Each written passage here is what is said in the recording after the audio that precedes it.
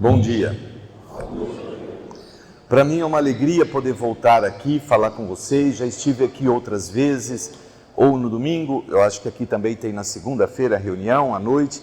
Então, já estive aqui em outras oportunidades e quero sempre agradecer aos dirigentes da casa que me convidam para essa oportunidade, que me oferecem essa oportunidade de trabalho.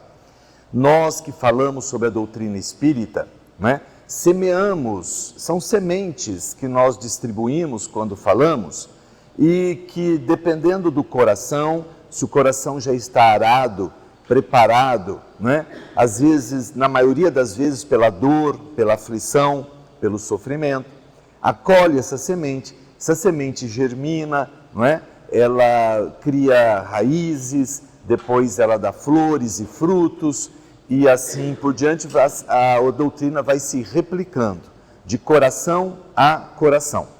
Então, essa é uma oportunidade de trabalho no bem que esse centro espírita me oferece e que eu agradeço muito, porque apesar dos meus defeitos, das minhas imperfeições, eles sempre me acolhem, independente disso, me oferecendo oportunidade de trabalho.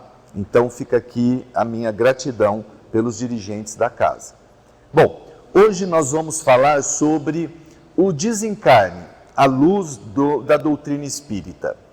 Muitas vezes esse tema ele é mais apropriado para um curso, para uma aula, para um seminário, mas acontece que ultimamente, e apesar das casas espíritas, eu prefiro a palavra centro do que a palavra casa, porque casa dá o sentido de que precisa de um templo, de paredes, para encontrar a Deus.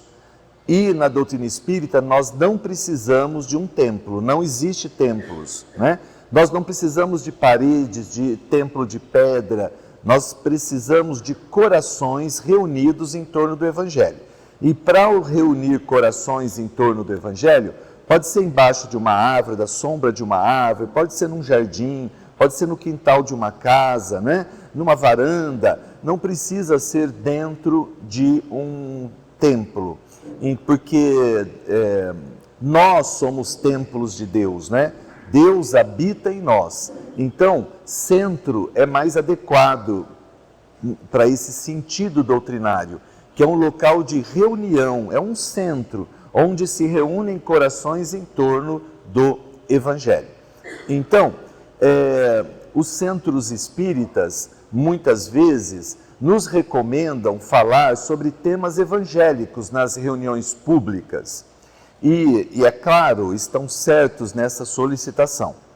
Acontece que hoje em dia, a maioria dos frequentadores dos centros espíritas não estudam mais, Eles vêm buscar recursos no centro espírita, nas reuniões, mas não se ocupam de estudar a doutrina porque não entendem que nós somos templo de Deus e que se a gente estudar e aprender a cultuar esse Deus que existe em nós, nós seremos independentes e livres, que é o que a doutrina nos ensina, Então, as pessoas não estudam mais, infelizmente, elas não leem os livros doutrinários, elas não lêem os livros complementares da doutrina, elas não frequentam cursos, Aqui mesmo nesse centro nós temos um curso muito bem estruturado, que acontece às quartas-feiras, às 8 horas da noite.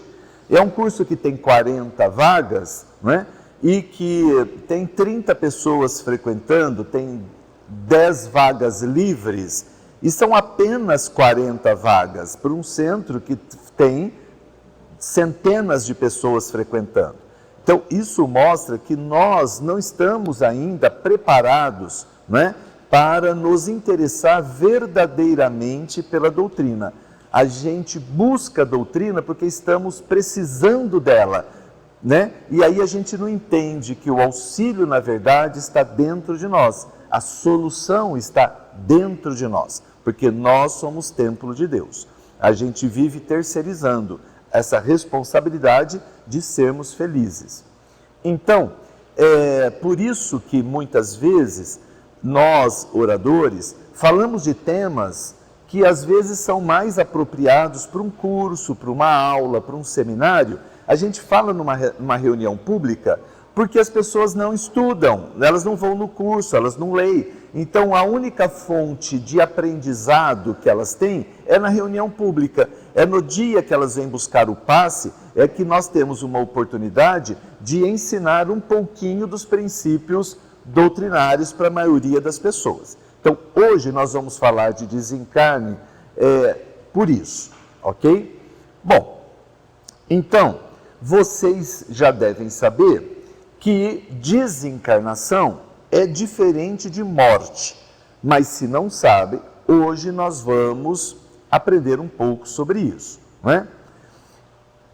Tem uma passagem bíblica que já nos adianta isso, né? Que já nos apresenta essa questão, que é quando Jesus vai lá e dá vida de novo, né? Como diz na Bíblia, ressuscita Lázaro, que é um grande amigo dele.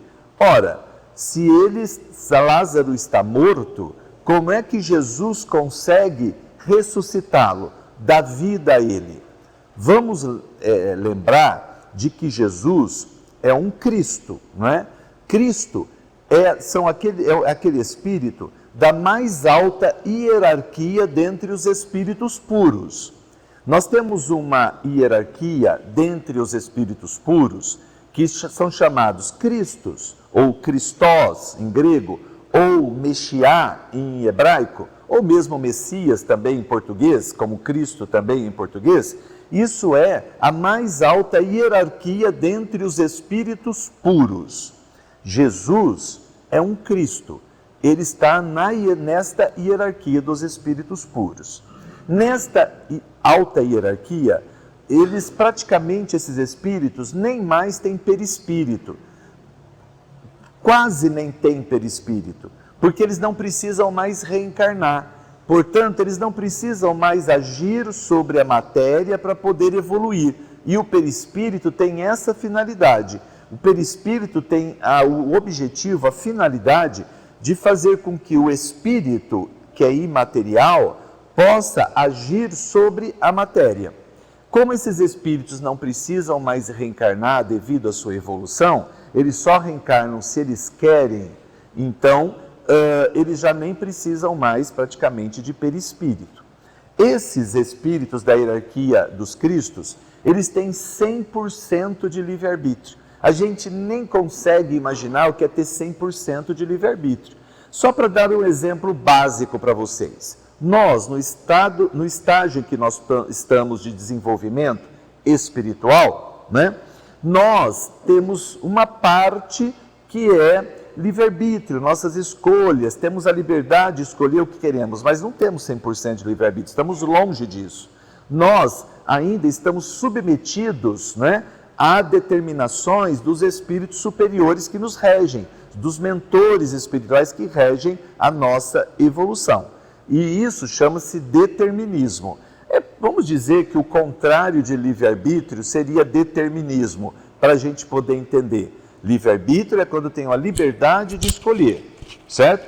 E determinismo é quando eu não tenho a liberdade de escolher e preciso do auxílio dos mentores espirituais para me conduzir. Por exemplo, nós, no estágio em que estamos evolutivo, não podemos escolher não nascer. Nós temos que nascer, que reencarnar. É uma lei a reencarnação. Nós temos que cumprir essa lei, estamos fadados a ela. Nós não podemos não renascer para evoluir. Não podemos escolher não nascer. Temos que nascer. Para poder nascer, que eu digo, é renascer, reencarnar no plano material para poder evoluir. Morrer, por exemplo, desencarnar, né? Nós também não podemos escolher. Por quê? Nós temos que morrer. Quando a gente nasce, a gente já sabe que vai morrer. Por mais que a gente queira não morrer, muitos de nós, né, não quer não morrer, não desencarnar, faz de tudo para isso acontecer, certo? a gente não tem escolha, nós vamos morrer de qualquer maneira, vamos ter que desencarnar, isso é da lei, né? Então nós não temos 100% de livre-arbítrio. Isso, eu só estou dando 2 exemplos para mostrar que nós não temos 100% de livre-arbítrio. Existem muitas outras questões onde nós não temos autonomia de escolha ainda nesse estágio que nós estamos. Porque livre-arbítrio é uma conquista do espírito ao longo da sua evolução, é um desenvolvimento, depois que vem o desenvolvimento intelectual, moral, junto com o desenvolvimento moral vem o desenvolvimento do livre-arbítrio.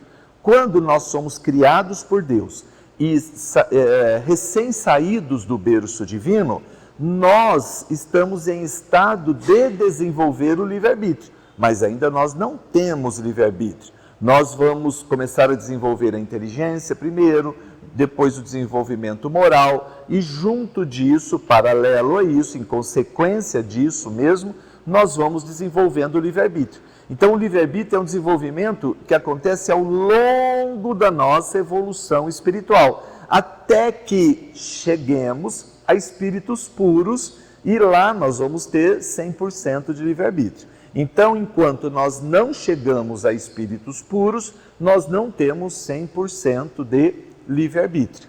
Mas os espíritos puros têm 100% de livre-arbítrio. Jesus diz isso ao pé da cruz. Ele diz, eu tenho a vida e eu a dou porque quero. Então ele deixa claro que ele é o Senhor da escolha dele. Eu tenho a vida e eu a dou porque quero. Naquele momento ele deixa claro para nós, não é, que ele tem 100% de livre-arbítrio.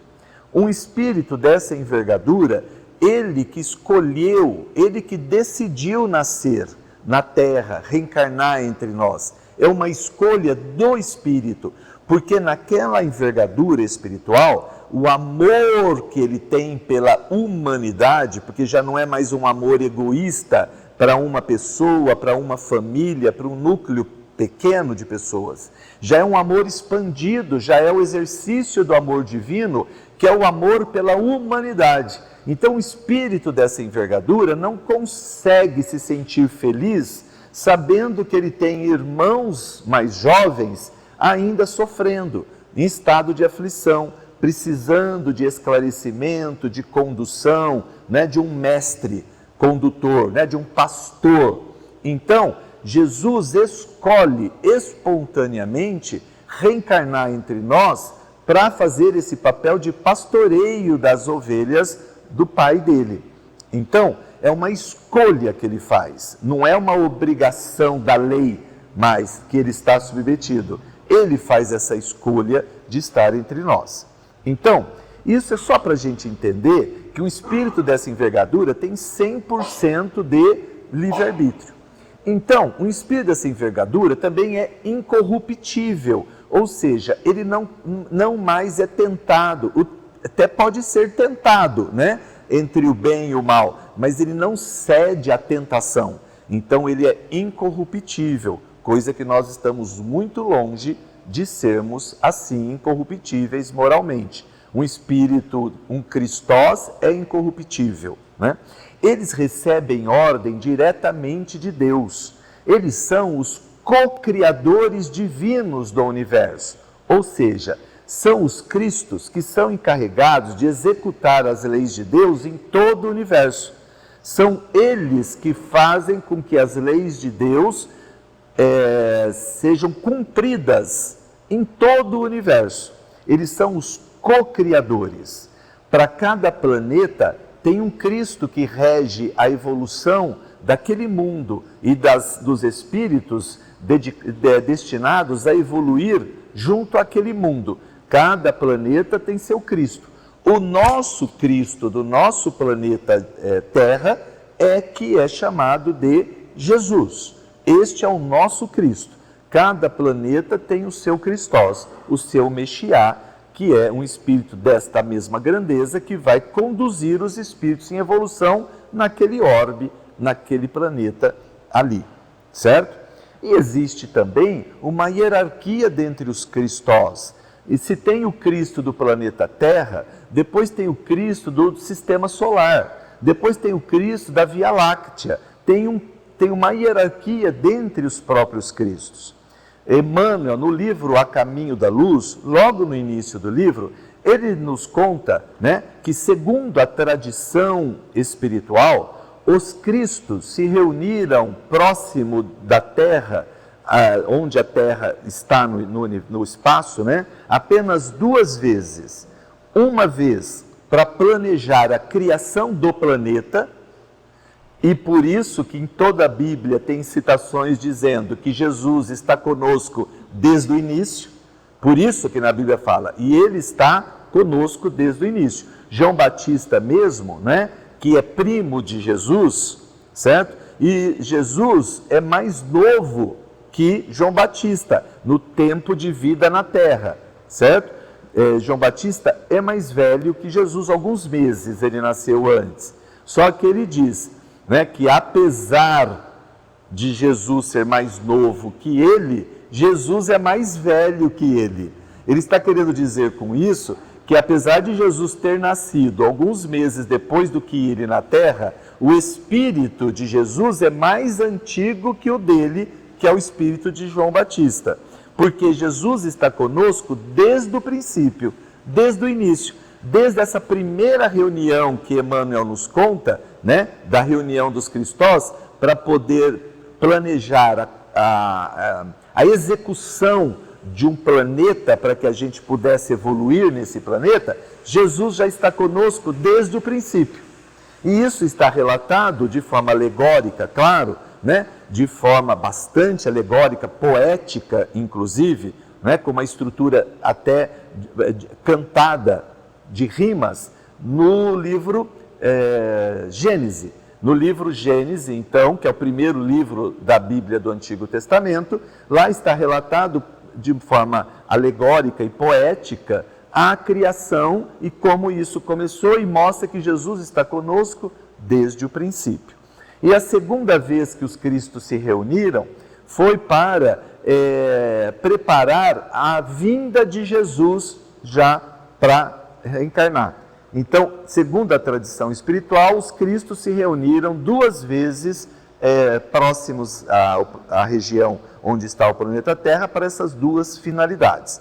Então, um espírito dessa envergadura, dessa grandeza, ele tem total conhecimento das leis de Deus e domina essas leis, ele tem conhecimento e condição de executar as leis de Deus em função do seu desenvolvimento intelectual e moral.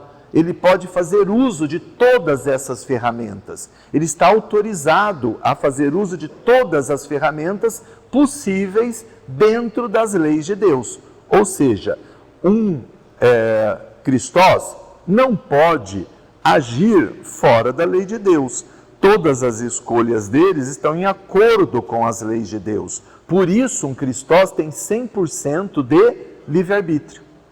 Porque todas as escolhas do Cristós é de acordo com as leis de Deus. Então, quando Jesus vai dar vida de novo ao Lázaro, ele está cumprindo uma lei de Deus, ele está dentro de uma lei de Deus, ele não pode transgredir uma lei de Deus, senão ele não é um Cristós. Um Cristós, ele tem que agir dentro da lei de Deus. Portanto, quando ele devolve a vida a Lázaro, ele não está transgredindo uma lei de Deus, ele está cumprindo uma lei de Deus. Então, por isso, no Espiritismo, nós não chamamos esse fato, por exemplo, de milagre, porque milagre é algo surreal, acima da realidade, é algo que está acima das leis de Deus. Então, na doutrina espírita, nada é possível acontecer fora das leis de Deus, porque Deus é a suprema autoridade do universo. Ninguém consegue agir fora das leis de Deus. Então, nós não chamamos de milagre por causa disso, porque não é sobrenatural, não é acima das leis de Deus, não é além do que Deus permite, está dentro da lei. Então nós chamamos de fenômeno. O que Jesus fez, então, são grandes fenômenos à altura da envergadura espiritual dele, que só ele consegue, só ele e os Cristos conseguem executar isso em função da sua evolução espiritual.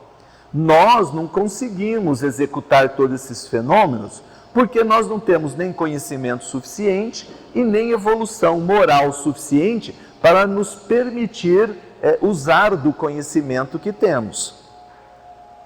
Por quê? Vocês têm que imaginar que isso também é da lei de Deus, porque o desenvolvimento intelectual acontece primeiro do que o desenvolvimento moral do indivíduo. É o desenvolvimento intelectual que deflagra o desenvolvimento moral. O que isso acarreta, então? Acarreta pessoas muito inteligentes, porém ainda sem desenvolvimento moral, usando a inteligência para o mal.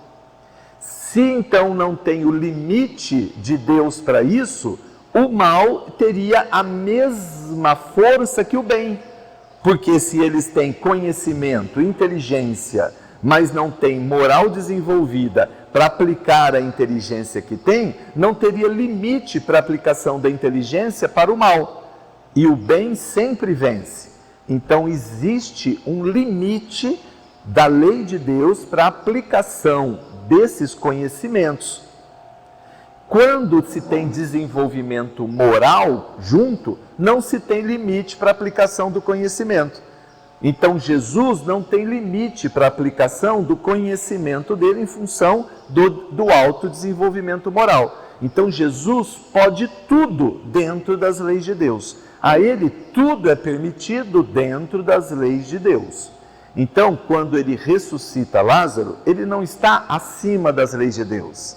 Ele está dentro das leis de Deus. Portanto, não é um milagre, não é uma coisa sobrenatural. É um fenômeno que ele é capaz de fazer devido à envergadura espiritual dele e que nós não somos capazes ainda por causa do momento em que nós estamos na nossa evolução. Mas quando nós chegarmos a espíritos puros, e todos nós estamos destinados a isso, não é? Olha só que coisa interessante, para a gente repensar muito os nossos julgamentos, né? Todos os espíritos criados por Deus chegarão a espírito puro um dia, quer queiramos ou não.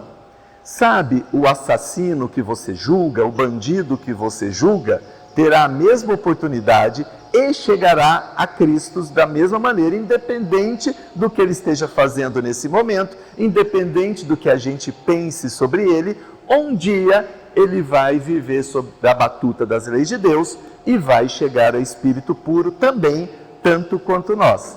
Não existe destinação eterna moral para os espíritos.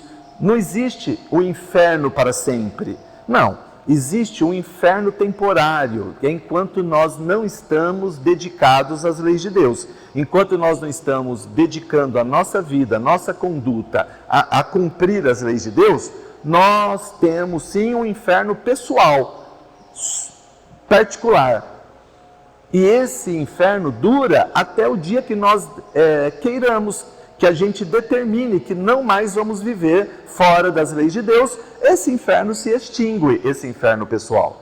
Esse inferno, ele é temporário e ele só existe porque a gente é que quer viver fora das leis de Deus. No momento que nós decidirmos a viver sob as leis de Deus, né? Estamos resignados às leis de Deus, esse inferno que é pessoal deixa de existir.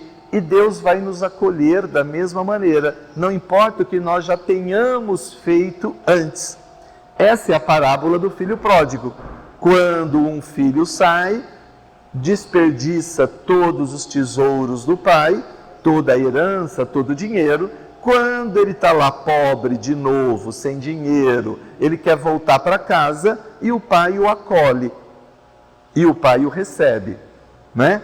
E o irmão que ficou do lado do pai reclama: mas pai, ele saiu de casa, gastou tudo, virou as costas para a gente e agora o senhor o recebe de novo? Né?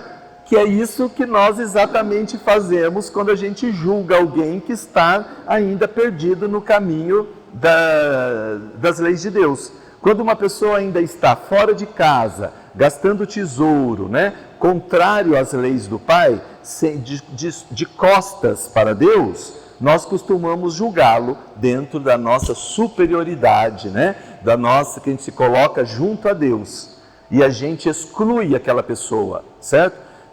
Deus que é Deus vai acolher, Deus que é Deus vai abrir as portas e receber essa pessoa quando ela quiser. Não importa o que ela tenha feito, Deus vai acolhê-la, está na parábola. Isso é da lei, está na parábola do filho pródigo. Então, mas a gente julga, né? Então, Jesus dessa envergadura, ele não julga ninguém. Você pode ver, em torno de Jesus estão os marginais, os assassinos, é com essas pessoas, os bandidos da época, as prostitutas, é com essas pessoas que precisam do mestre. Quem já está evoluído não precisa mais do mestre. Quem já está evoluído já sabe o caminho, já está no trilho certo, né? Quem precisa do pastoreio são as ovelhas perdidas, são as ovelhas que estão no caminho, né? Então quem precisa do mestre são as pessoas que ainda estão perdidas no caminho, desviadas do rumo certo, essas que precisam de pastoreio. E é por isso que Jesus então falava a estas pessoas, as pessoas que estavam perdidas pelo caminho, que são aquelas que hoje a gente julga porque nós nos colocamos acima de Jesus e acima de Deus, né? Então, Jesus, ele cumpre as leis de Deus, ele não age fora das leis de Deus. Então, quando ele dá vida novamente a Lázaro, ele não está transgredindo uma lei, aquilo não é um milagre. Milagre seria se fosse uma transgressão a uma lei da natureza. Lembre-se, entendam sempre leis de Deus como leis naturais. As leis naturais são leis de Deus. Então, ele não está transgredindo uma lei natural, ele não está transgredindo uma lei de Deus, ele está cumprindo uma lei. E é isso, então, também que nós vamos entender hoje, quando nós entendermos um pouco melhor sobre desencarnação. A desencarnação, praticamente, a gente costuma confundir com morte. A gente usa a palavra morte como desencarnação. Tudo bem, né? Na rotina, no dia a dia, com a vizinha que não é espírita, com o colega que é católico, né? Tudo bem, não vamos assim também criar casos, questiúnculas, por causa de conflitos de relacionamento, por causa de posicionamento doutrinário, por causa de uso dessa ou daquela palavra. Nós espíritas não fazemos caso para isso, né? Então, mas morte é diferente de desencarne. Vocês lembram que quando nós nascemos, que nós, na verdade, reencarnamos? Quando reencarnamos, o perispírito do espírito, ele é ligado molécula a molécula ao novo corpo físico que está sendo construído, gestado pelo ventre materno. Ainda nós não descobrimos uma outra maneira de dar a oportunidade de um espírito reencarnar na Terra, que não seja pelo ventre materno. Então, a oportunidade de reencarnar, ainda neste momento, a ciência só consegue por meio do ventre materno. Mas já evoluímos no processo de fecundação. A fecundação agora já não é mais só pelo ato sexual. Ela já pode ser in vitro, no laboratório, né? Já pode ser fora do ato sexual. Então, o ato sexual já não é mais a única porta de concepção de um corpo físico para poder um espírito evoluir na Terra. O ato sexual. Mas a gestação, o ventre, nós ainda não descobrimos outra forma, né? Então, chegaremos daqui muito tempo em outras formas que independem totalmente disso, né? Até de reprodução assexuada, como existe em outros planetas já mais evoluídos. Mas nesse momento em que nós vivemos, a gente já consegue abrir mão do ato sexual para a concepção, mas ainda não conseguimos abrir mão do ventre materno para ser a porta de entrada para um espírito evoluir na Terra. Ainda precisamos do ventre materno. Então, quando nós estamos lá construindo um novo corpo físico, veja bem, é um novo corpo físico para um espírito antigo, para um espírito pré-existente. Os espíritos não são construídos, produzidos por Deus no momento do nascimento ou para o nascimento. Eles existem, eles pré-existem na erraticidade. São espíritos antigos que vão ocupar um corpo novo. O corpo é novo para um espírito antigo. Portanto, pais, sinto muito dar essa notícia. Vocês geram o corpo físico para o espírito. Vocês não geram o espírito dos seus filhos. O espírito dos filhos de vocês são filhos de Deus, não são filhos de vocês. Os filhos eles têm um corpo físico que os pais fabricam, mas o espírito que anima aquele corpo é filho de Deus, não é filho de nenhuma pessoa reencarnada, de nenhum pai, de nenhuma mãe. Os pais recebem espíritos antigos, criados por Deus, há milhões de anos atrás. Então, cada pai e mãe recebe um espírito de Deus antigo por meio de um corpo físico novo, né? Então, no momento da gestação, o espírito vai se ligando ao novo corpo por meio do seu perispírito, laço a laço fluídico, molécula a molécula.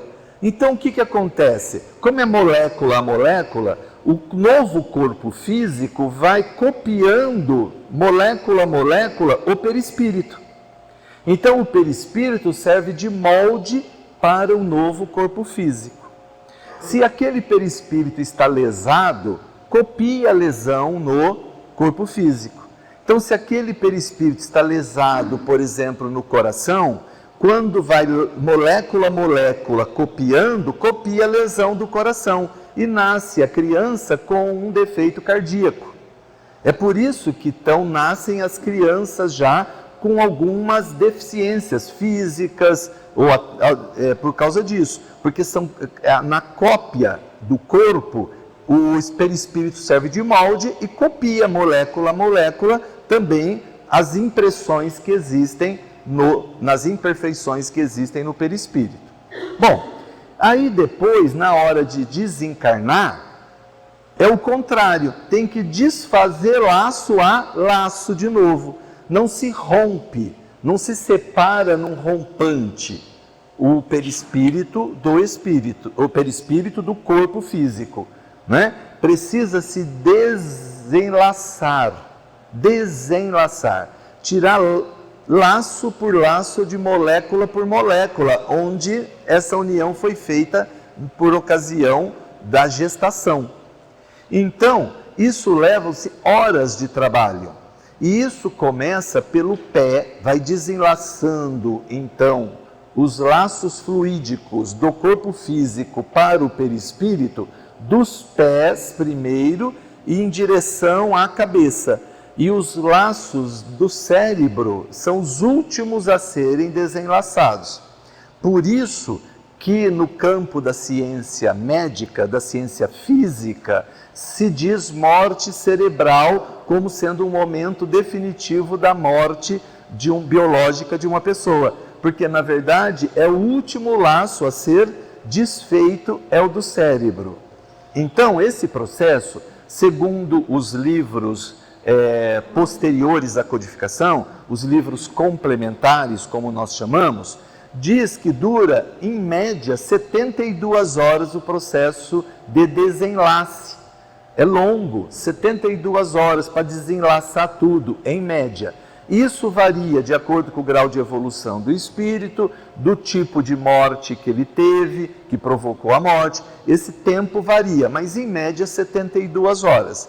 Por isso que nós recomendamos na doutrina espírita que a cremação não aconteça antes de 72 horas, para dar tempo dos desenlaces ter sido completado, certo? Esse processo do desenlace é um processo altamente técnico e não pode ser feito por qualquer pessoa, qualquer espírito. Tem os espíritos técnicos, aqueles espíritos mentores, né, já de uma escala evolutiva maior, que já consegue ter conhecimento e colocar em prática o conhecimento por causa da sua evolução moral, e eles então, devido já ao amor expandido e divino que brota neles, eles se dedicam voluntariamente a fazer cumprir esse papel do desenlace do perispírito para o corpo físico. Então, cada vez que alguém vai desencarnar, vem um espírito dessa envergadura, um voluntário, um trabalhador para realizar essa tarefa. No centro espírita também é assim, tem uma pessoa na porta que recebe, que dá a mensagem, tem outro voluntário que fica aqui do lado cuidando do som, das projeções, tem outro voluntário que transmite a palestra no Facebook, tem o que faz lanche, o que faz café, né? Tem voluntários que funcionam na casa. No plano espiritual é exatamente a mesma coisa, são todos voluntários. Só que em algumas tarefas, voluntários de uma grandeza espiritual, moral maior, para executar determinadas tarefas que são altamente técnicas, como essa, por exemplo, do desenlace do perispírito em relação ao seu corpo físico. Então, toda vez que alguém vai desencarnar, precisa vir um técnico desse. E esse técnico vem, não importa se você é o rei da Inglaterra, se você é a empregada doméstica que só varre a tua casa todo dia, se é o bandido que está na cadeia, não importa, o auxílio de Deus é o mesmo para todos nós. Deus não nos julga, Deus auxilia a todos, o sol é para todos. E aí esse técnico vem para nos ajudar nesse processo, que dura em média 72 horas. Além desse técnico que vem especializado no desenlace, vem aqueles espíritos também que vêm ajudar na mentalização, nos fluidos, na oração boa, né? Naquela oração positiva, energética, para que se cumpra a tarefa. Às vezes numa sala mediúnica, numa sala de passe, num centro espírita, também se faz isso. Tem lá os médiuns trabalhando e em torno da sala tem as pessoas orando, né? Criando um ambiente fluídico favorável. Isso também acontece no desencarne. Vêm os espíritos voluntários caridosos auxiliar no desencarne por meio da oração também, né? Enquanto o processo se dá. Durante aquele momento, então, também vem receber o espírito que está se desligando do corpo físico, a família fraterna. Nós já fizemos uma palestra aqui da diferença entre família fraterna, família espiritual e a família física, né? Para entender essa diferença. Então, vêm as pessoas queridas, né? Os laços fraternos vêm naquele momento também receber o espírito desencarnante. Então, tem uma comitiva ali naquele momento de desencarne. Os técnicos, os espíritos voluntários caridosos, né? Ou as pessoas fraternas e queridas vêm receber. Você não vai numa estação de trem, num aeroporto, numa rodoviária, esperar uma pessoa querida? É da mesma maneira, eles vêm no momento de desencarne como se aquilo fosse um aeroporto, uma rodoviária. Você vai buscar a pessoa que está chegando no plano espiritual, vai recebê-la, certo? Então, isso acontece. Aí, esse processo então, depois que vai desfazendo os laços dos pés até a cabeça, a pessoa passa por um momento que é como se fosse um videoclipe na cabeça dela, dos principais momentos da vida. Ela vai, durante aqueles 72 horas, passa um videoclipe dos 60 anos de vida, dos 80, dos 90 anos. Ela vai vendo a vida inteira dela, os principais momentos, passar na cabeça dela como um filme.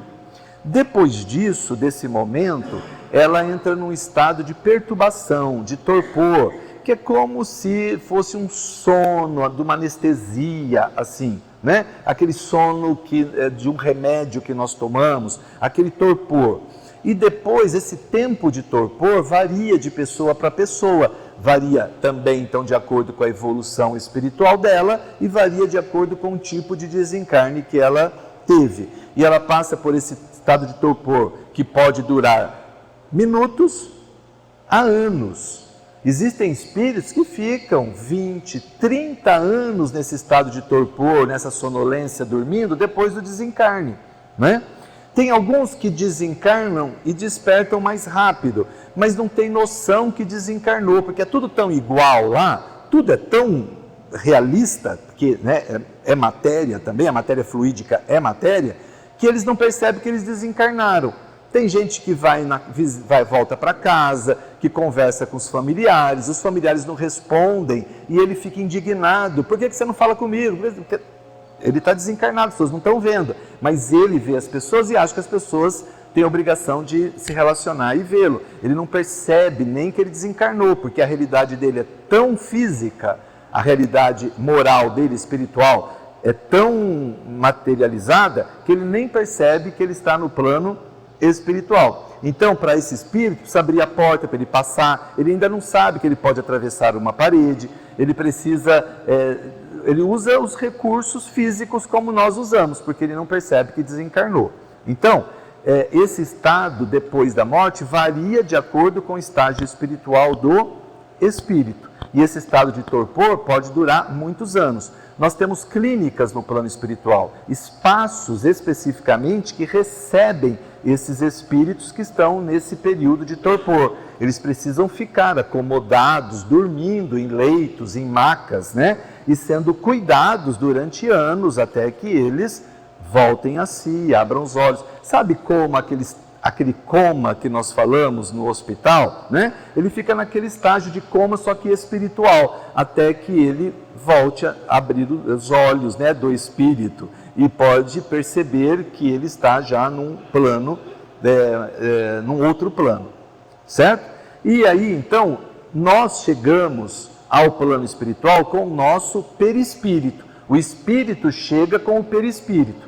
Nós, encarnados aqui na Terra, nós temos o corpo físico, o espírito, e entre as duas coisas nós temos o perispírito. Se não é o perispírito, o espírito, que é imaterial, não consegue atuar sobre o corpo físico, sobre a matéria.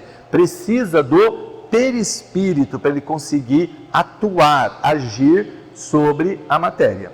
Então, quando nós desencarnamos, o que fica aqui é só o corpo físico. O corpo espiritual, que é o perispírito e corpo espiritual é a mesma coisa, né? Ou soma, tem gente que chama de soma, isso vai junto com o espírito para o plano espiritual. E lembre-se que o perispírito é que moldou o corpo físico. Lembra disso, no que eu falei para vocês? Então, o perispírito molda o novo corpo físico. Então, quando desencarna, né, que liberta o perispírito com o espírito, o perispírito vai para o plano espiritual com a forma do corpo físico. O perispírito tem a mesma forma do corpo físico.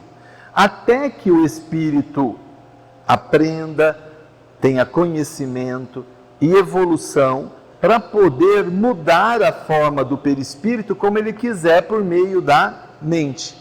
Mas isso é um aprendizado. Isso é um aprendizado técnico e moral.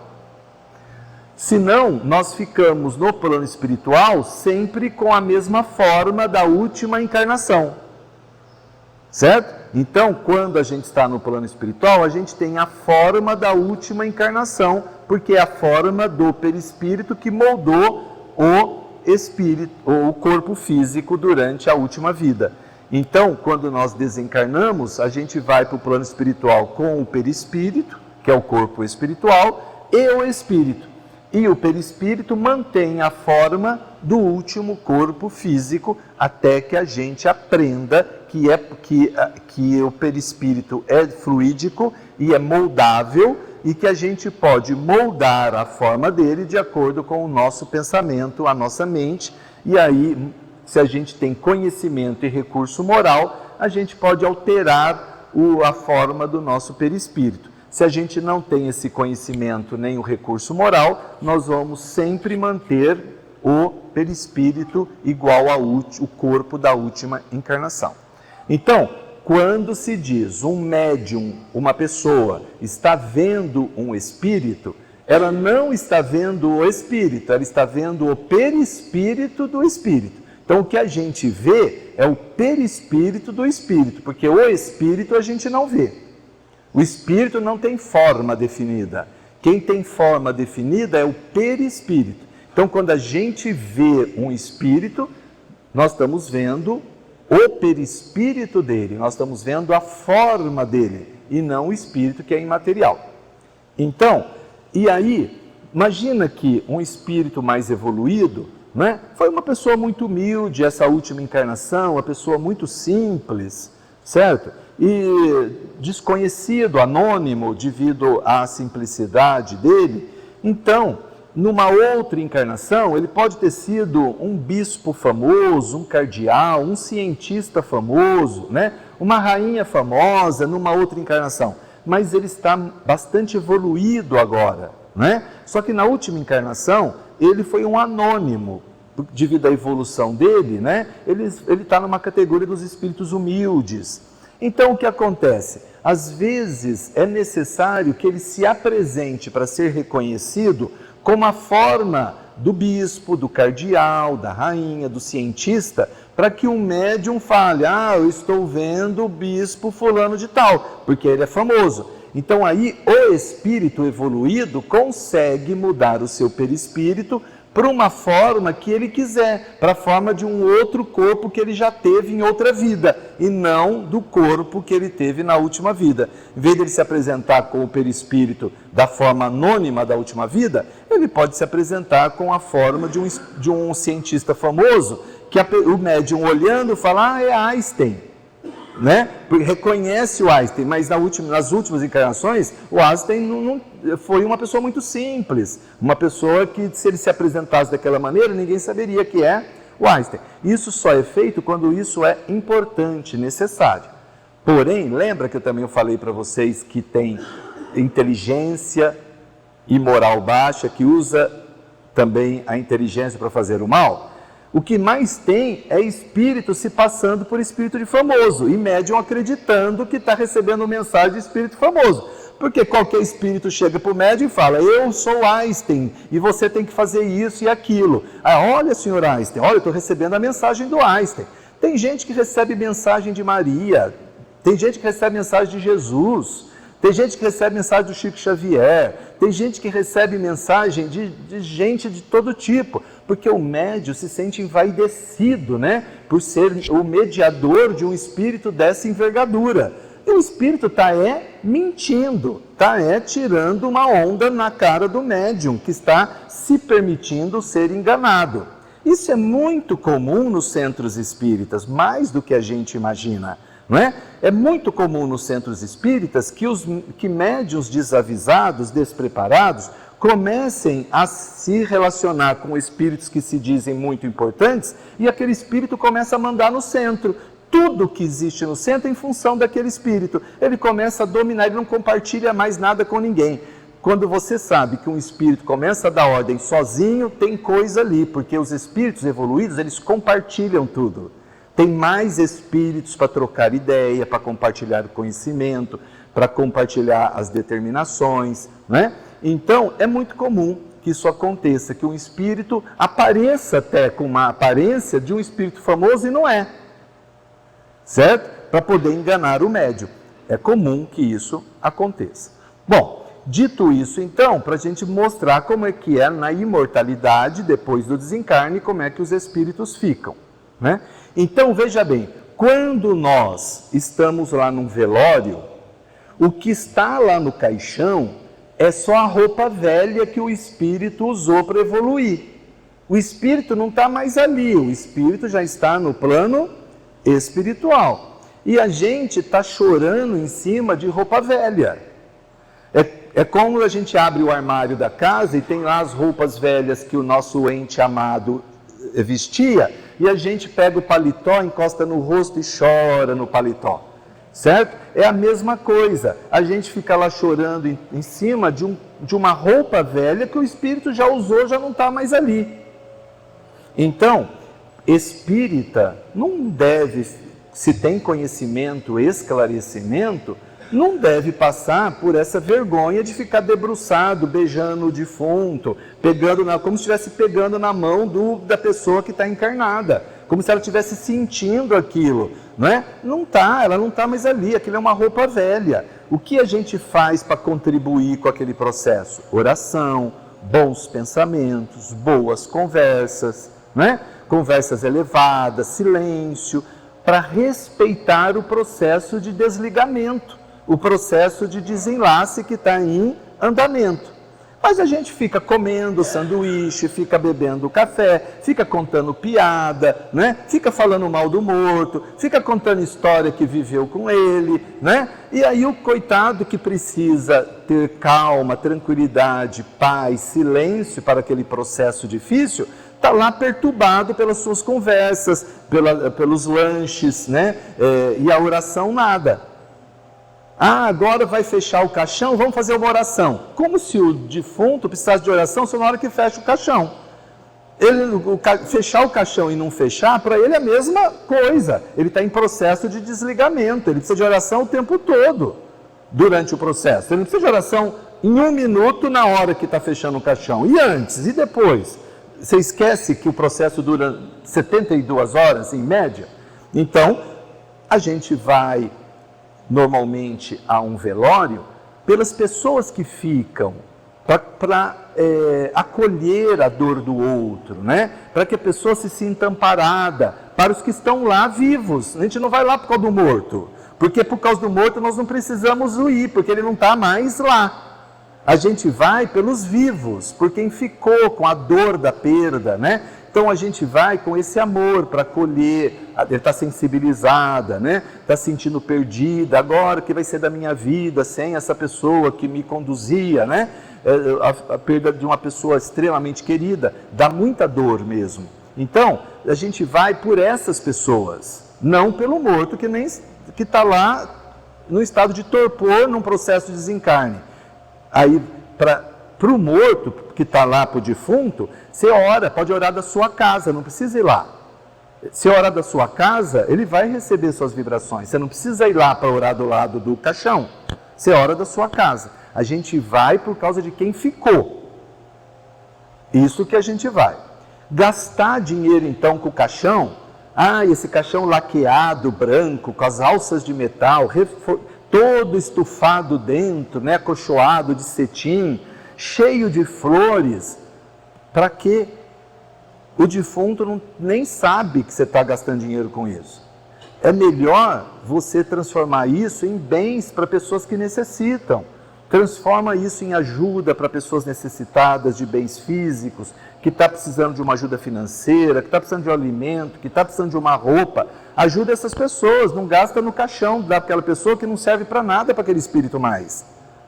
Aquilo vai, os micro-organismos do solo lá vão derreter aquele caixão, aquela flor, aquele cetim, o teu dinheiro eles vão comer.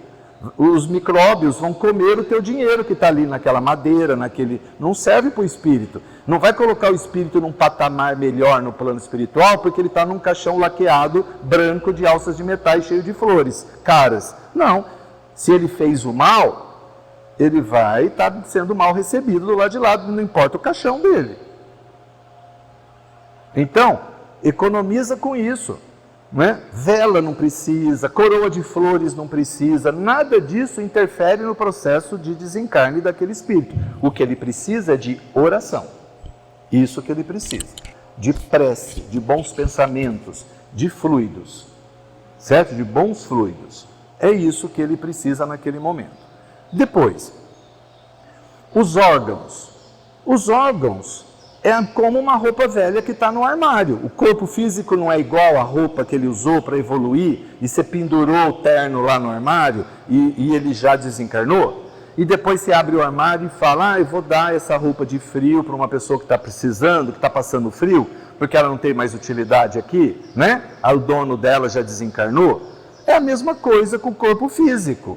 Você pode doar para as pessoas que estão precisando daquilo para poder viver.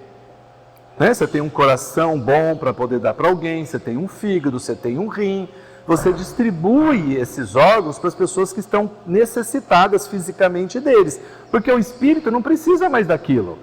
O coração, o rim, o fígado, o pâncreas, sei lá o que distribui, os olhos, eles já, até a pele hoje, né, também é utilizada. Então, eles são úteis para pessoas que estão no plano físico, mas pessoas que estão no plano espiritual não precisam mais daquilo. Já se desligou, certo? Então, você pode doar os órgãos tranquilamente sob o ponto de vista também espírita, tá? Ir ao cemitério.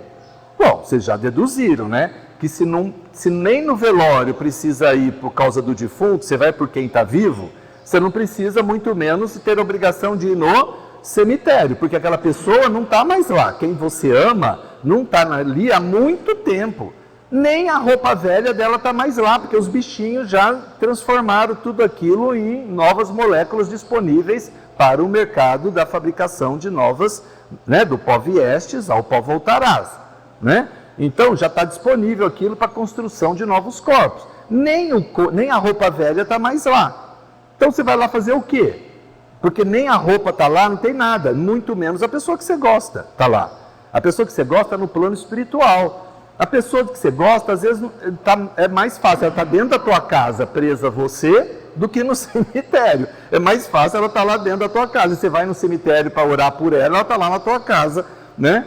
E é mais fácil você orar por ela do que você ir ao cemitério. Ora por ela onde você estiver. A tua oração, o teu pensamento vai atingi-la onde ela estiver. Se ela estiver num umbral, precisando de oração, ela vai receber tua oração. Se ela estiver numa colônia espiritual, sendo reconduzida, né, dormindo, em perturbação, essa oração vai chegar até ela. Se ela já estiver trabalhando, né, se ela já estiver oferecendo o trabalho dela, ou estudando, ela vai receber tua oração. Onde ela estiver, se ela estiver te perturbando dentro de casa, ela vai receber a oração.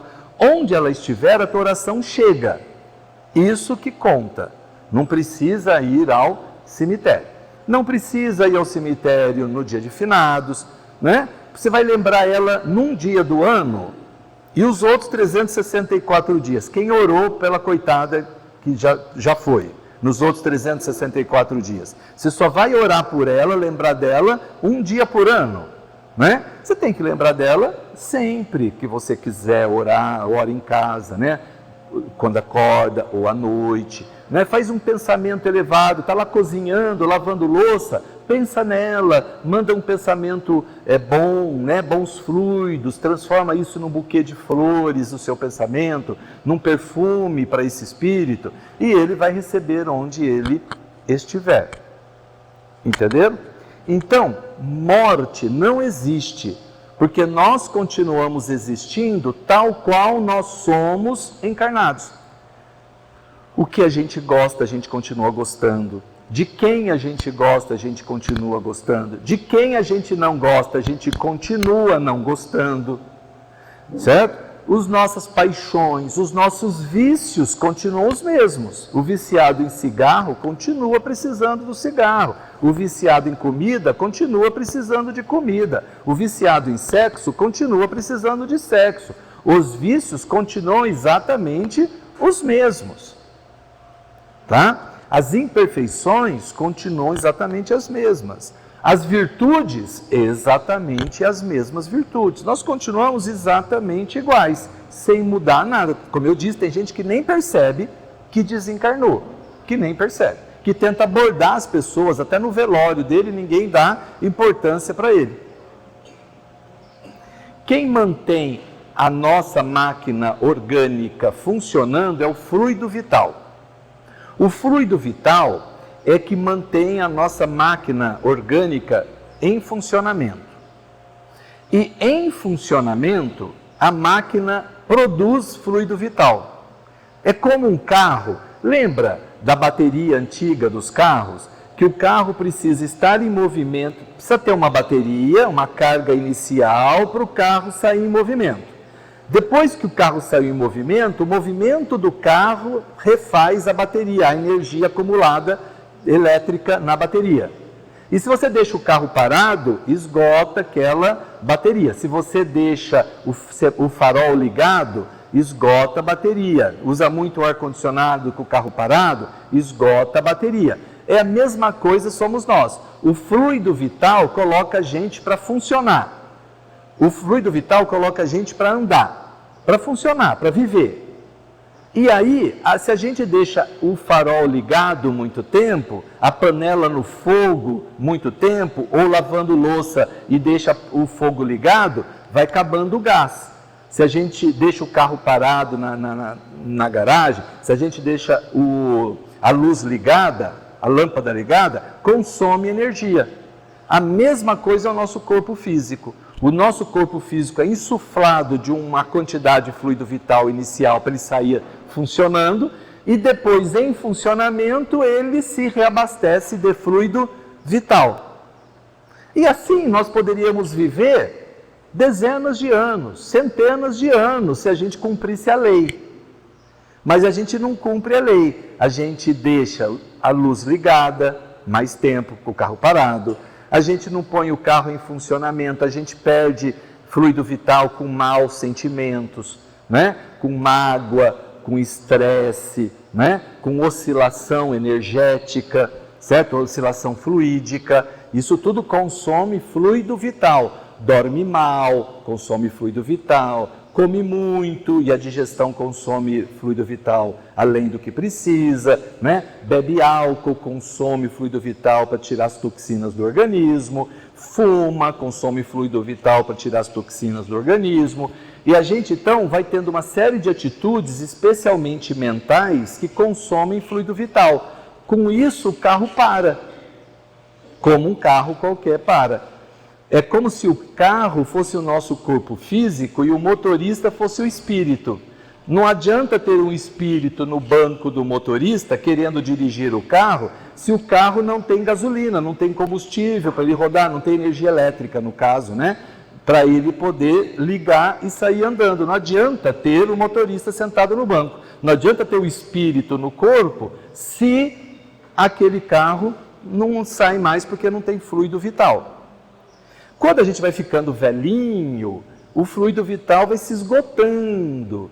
Então, na hora de desencarnar aquela pessoa, é fácil, porque não tem muito fluido vital mais naquele corpo. Então, os laços já vão se desfazendo aos poucos, e aí, separa facilmente, né? Então, velhice, longas doenças prolongadas, vão separando os laços do perispírito do espírito, mais lentamente durante um longo período, e aí as desencarnações são desfeitas, os laços, mais facilmente. Um acidente, que a pessoa está cheia de fluido vital, bate o carro e se desliga, então é quase que uma ruptura dos laços, né? É mais difícil, do rompimento da vida, né? Ali é mais brusco esse processo, certo? Se a pessoa tem mais conhecimento, ela consegue entender o processo e colaborar, então isso faz de forma mais leve, né? Mais pacífica, mais tranquila do que quem não conhece o processo. Então, é assim que a gente desencarna. E aí, qual é a diferença de morte e desencarne? A morte, na verdade, no Espiritismo, a gente dá essa palavra para o corpo físico. O corpo físico morre quando deixa de ter fluido vital para poder fazer ele funcionar. É o carro parado, isso é morte. Mas o motorista pode estar sentado no volante, o motorista não desceu do carro. Então, morte é quando o carro para, porque não tem mais fluido vital, não tem mais corrente elétrica, então o carro para e o motorista continua no volante. O que acontece com o carro nesses casos? Que o motorista está no volante e o carro para sem energia elétrica. Você não vai lá e dá uma carga de energia no carro, às vezes dá um empurrão, você na rampa, ou então vai lá com uma outra bateria e põe uma carga de energia e o carro não volta a funcionar? É a mesma coisa. Se a gente morreu, mas não desencarnou, se o motorista não desceu do carro, a gente vai lá e dá uma carga de fluido vital, o carro sai andando de novo, porque o motorista não tinha descido do carro. Ele estava lá no carro ainda. Esse é o fenômeno de Lázaro. Lázaro estava num estado de letargia, de catalepsia, que é um tipo de morte. O organismo para, mas é o organismo físico, é o carro que parou. O espírito, Lázaro, ainda estava lá, o motorista estava lá. Então Jesus vem com o seu poder de Cristo e fala: vem Lázaro, vem para fora. E o Lázaro sai, porque Jesus dá uma carga de fluido vital nele, naquele carro, porque o espírito Lázaro ainda estava no volante, não havia sido desencarnado. Então aí é possível que Lázaro então volte à vida. Porque se Lázaro tivesse descido do carro, se Lázaro tivesse sido desligado do corpo, não era possível Jesus reavivá-lo. Porque desencarnação é um processo definitivo. Depois de desencarnado, não se reatam os laços mais, porque é molécula a molécula. Isso é feito no nascimento, durante a gestação do corpo. Durante 9 meses é que vai amarrando fluidicamente o perispírito ao corpo físico. São 9 meses para isso acontecer. Então, não dá para fazer isso depois com um impor de mão. Mas eu posso impor a mão e dar uma carga fluídica para aquele carro sair andando de novo. Então, é isso. Jesus consegue reavivar Lázaro porque Lázaro não tinha descido do carro. Ele estava ainda ligado ao corpo, ele não tinha sido desencarnado. Ele tinha morrido, mas não tinha desencarnado. Ok? Bom, eu espero que isso seja útil para a gente apaziguar os nossos corações, né, no momento da morte ou do desencarne, que a gente compreenda mais os fatos, isso que nos dê consolo e acolhimento, saber que as pessoas queridas continuam existindo, que elas não morrem, que elas apenas mudaram de plano, não é isso? Que nós podemos continuar nos relacionando com elas pelo pensamento, né, onde elas estejam, que isso sirva de consolo para todos nós, que isso apazigue a dor dos nossos corações, sabendo que vamos encontrá-las depois, né, que elas continuam existindo tal qual elas são. Ok? Que essa separação é apenas física e temporária, que essa separação não é definitiva e ela nem na verdade aconteceu. O fato de você não estar vendo não significa que ela não exista. Ok? Então, até a próxima oportunidade. Tá? Obrigado.